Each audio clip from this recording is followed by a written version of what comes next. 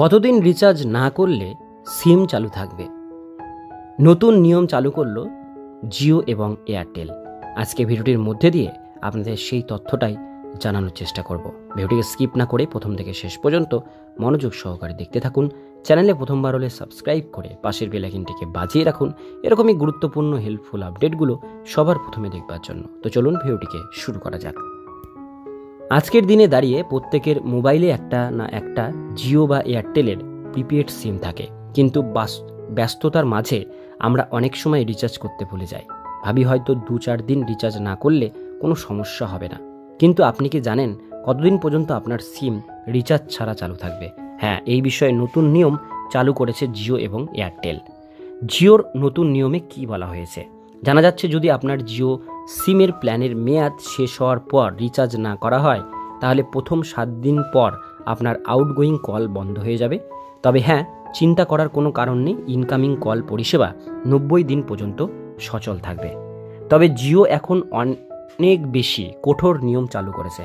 যদি 90 দিন পর্যন্ত আপনার ফোনে কোনো রিচার্জ না করা হয় তাহলে সরাসরি সেই নম্বর ব্লক করে দেওয়া হবে।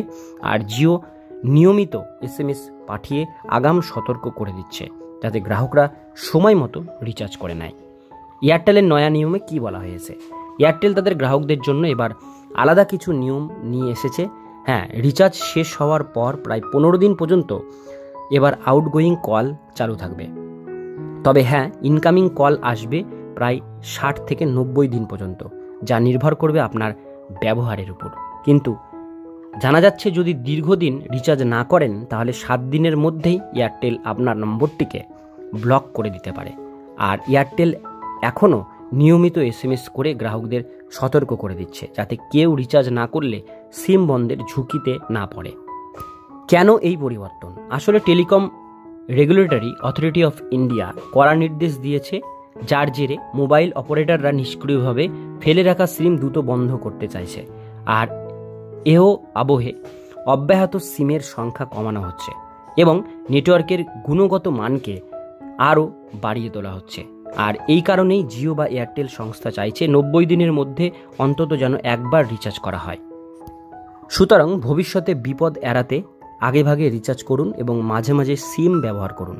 সিম বন্ধ থাকলে এবার নতুন করে নম্বর নিতে ঝামেলা তো পোহাতেই হবে, পাশাপাশি OTP, ব্যাংকিং, আপডেট, যোগাযোগের মাধ্যম হারানোর ঝুঁকি থেকে যাবে।